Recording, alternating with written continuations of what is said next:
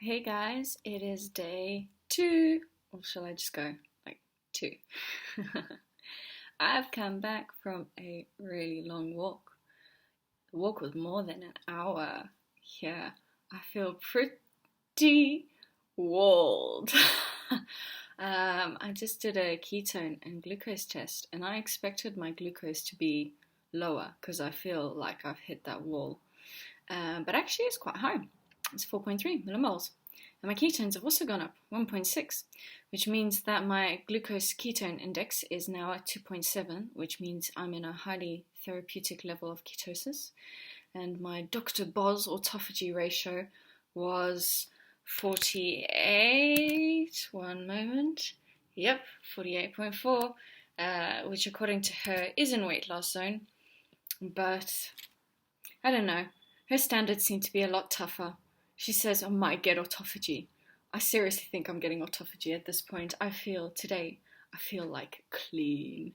I feel like I've hit that wall. Like I am hungry today. I've had quite a stressful day. Not negative stress, positive stress, but there's been a lot going on. And cortisol, the increase in cortisol makes you really hungry, mainly because it makes you want to eat protein. Because if you don't eat and you have high cortisol levels, you need protein. That's what, muscle. If you have high cortisol for too long, what happens is your body starts eating the muscle. Fasting is really good. Fasting preserves your muscle on the condition that you're not pushing yourself. It's supposed to be a restful thing. Like I go out for a short walk every single day when I'm fasting, like 20 minutes. And then when I come back, usually I'm walled and like that's it. I go straight to bed usually afterwards and I read a book in bed. But today obviously was the exception. Day 2, I've really pushed myself. Yeah, but look at my glucose ketone index. That's already great on day 2, afternoon of day 2. That's really good progress that I'm making. In terms of my stats, let me just get my diary open for you. So yesterday I burnt approximately, according to my Fitbit, I burnt 2,010 calories. The lowest my heart rate went to in the night is 47. And I slept for a long time. 2 nights in a row I slept really long. 9 hours and 11 minutes. And this is bearing in mind that Fitbit removes all the times that you are awake in the night. So you can easily add another another hour on top of that of when I was actually what I would consider sleep. So I think I fell asleep around 11 and I woke up at around 9:30. But according to Fitbit, it only registers that as 9 hours and 11 minutes. My resting heart rate has gone down 2 points to 61. That's still pretty high. Yeah, it could still go down another 10 BPM for me to go back to normal. I'm really happy my ketones are a lot higher. When I did my glucose test and I was like expecting it, like, oh my gosh, it's probably going to be like 3.4 or something. Like, oh, I took off my rucksack because I went shopping as well, and there was like special sugar-free jam on offer, so I was like, yeah, I'll just buy it. And I just put the rucksack full of heavy stuff, and then I live at the top of the hill as well, so it was a thorough workout. So I'm not surprised I was walled, but I was surprised when I saw my glucose was that high. But I can feel my energy already coming back, so yeah. Anyway, yeah, that's my stats. Is there anything else I need to say? I don't know, I can't remember. Oh yes, I had MCT oil as well, and I had today resistant starch and prebiotics. Resistant starch is basically a prebiotic. Why did I do that? Because this morning when I woke up, I got a text message saying from somebody who was going to show me something that I'm meant to do. So it was like a training session, kind of, you could say, in the house. And they said, oh, I'll be over in 2 hours. And I'm like, oh my gosh, in this state, it's going to take me more than 2 hours to get ready. So I had a little panic, and that's why my cortisol was a little bit elevated. But I was just like, I can do this, I can get ready. And that's the difference between negative and positive. Positive is good. Negative, that's what I'm working on. I'm retraining any negative stuff into more positive, and it makes such a difference. But yeah, definitely, I feel so much cleaner and like, oh, yeah. Hit the wall on day 2. Hey, got to get through it. Next few days is going to be wall day, hitting the wall. But then once I get over the wall, it's going to be just like cruising. So just holding out. So yeah, MCT oil, 15 grams plus supplements today, and a little bit of resistant starch. 10 grams of starch plus 5 grams of the bulletproof inner fuel, which is some tree bark or something like that.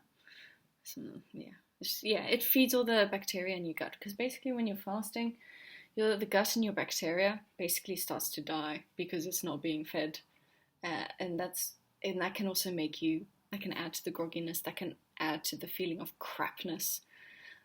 So whilst I don't tend to make a habit of it during the fast, during the first few days, it's okay, because you do kind of want to clear your bowels out a little bit, and that's what taking the starch is going to do.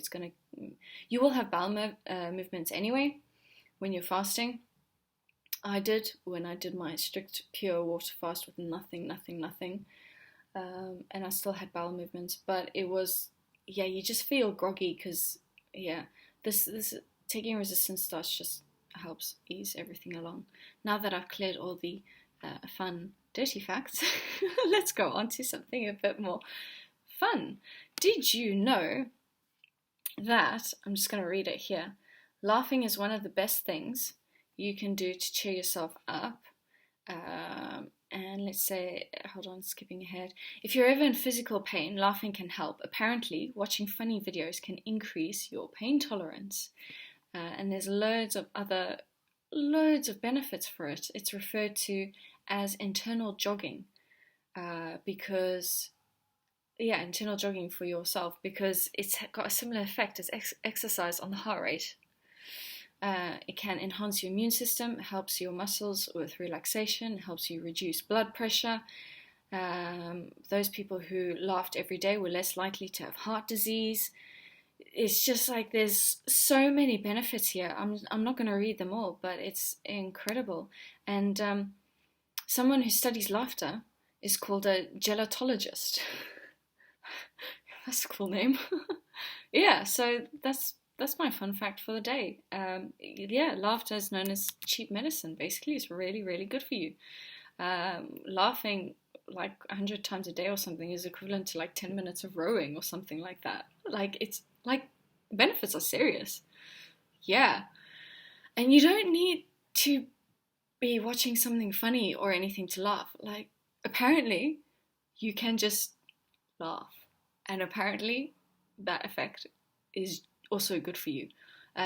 Obviously, like, a good belly laugh is probably going to be a bit more helpful than just sitting there and going, ha ha ha, ha. Like, you always end up laughing when you do something stupid like that anyway, so yeah. But apparently, laughing without stimulus also works. So get laughing, people. Get those cheery faces on. Yeah. And it was also a very sunny day, so I caught lots of good sunlight. Sunlight is also really good for you. Apart from the vitamin D, there's also red light and near infrared light that your skin absorbs, which just has another whole host of benefits for the body. Near infrared light is invisible, but red light is visible. And red light is like so good for your skin. Like if you've got bad skin, get some red light on it. Really good for you. Like 20 minutes, just like getting a vitamin D dose. Get your 20-minute sunlight. It really, really helps. We're talking about summer sunlight here, not winter. And near infrared light is like really good for muscles, because I'm an athlete, so I know about this stuff because I've had to learn the science. So there is science out there. You are welcome to Google it. And it really helps with muscle regeneration, repair. It really speeds up the process. If you've got an injury and you put red light on it, speeds that up. It basically enhances the efficiency of your mitochondria, which is like your basic cells, the cells of life in you. And when you have more efficient mitochondria, you look more youthful, you have more energy, your body is better at processing junk and getting rid of toxins and all that kind of stuff. So yeah, good news all around. There are loads and loads of benefits.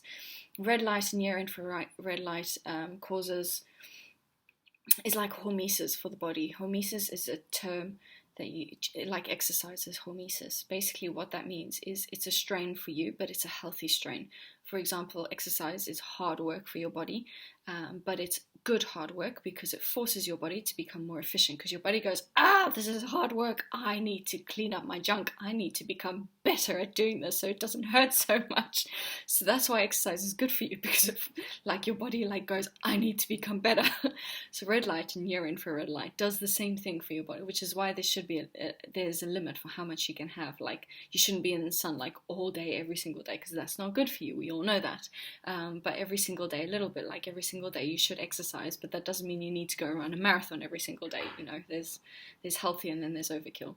So there you go. I'm going to stop spewing facts, and I will hopefully see you tomorrow.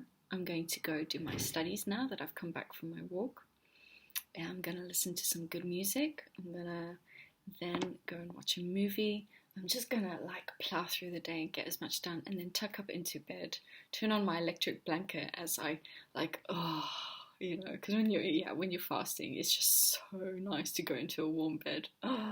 Yeah, and then I'll go read a book, and a fiction book. That's how I like to finish off my day. Yeah, fiction story. Anyway, I'm going to stop ranting now. So yeah, I'll see you tomorrow. Bye-bye.